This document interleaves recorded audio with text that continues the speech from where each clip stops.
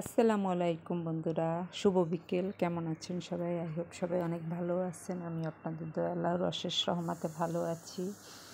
এখানে মুরগির মাংস, 2 কেজি মুরগির মাংসের বুকের অর্ধেকের অর্ধেক হবে, মানে একটা বুকের অর্ধেক।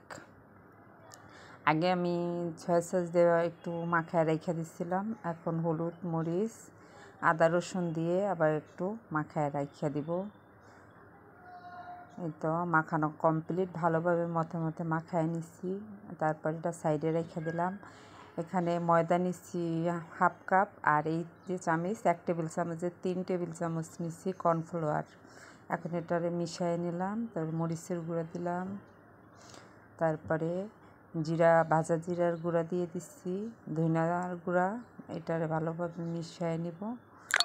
আর একটু গরম মশলাও দিচ্ছিলাম, দিয়া এটা সাইডে রাখলাম। আর এটা হলো একটা ডিম ভেঙে নিচ্ছি, এটার সাথে দিয়ে দিলাম লবণ আর হইল গিয়া গোলমরিচের গুঁড়া দিয়ে এটারে মেখে নিতেছি।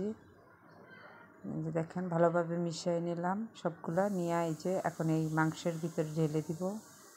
অনেকক্ষণ রেখে দিছিলাম, তারপরে আসছি আবার। এখন এই যে ভালোভাবে মিশায়া বারবার একটা করে চুবানোর থেকে আমি এটাকে বেস্ট মনে করলাম। এই যে সুন্দরভাবে মিশিয়ে নিচ্ছি। নিয়ে এখন এই যে এই ময়দার সাথে একটা করে কোট করে নিব, ভালোভাবে চেপে নিব। সরি, পামার দিয়ে করতেছি এটা।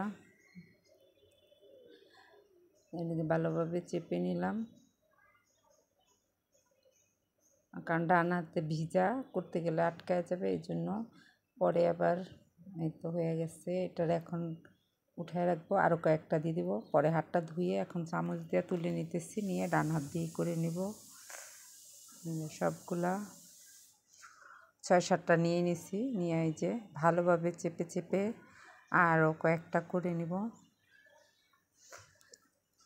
মুরগির মাংসটা অনেক দিন হয়েছে রাখছি, এভাবে ভাজবো করে আর হয় না। আর বাচ্চাদের খুবই পছন্দ।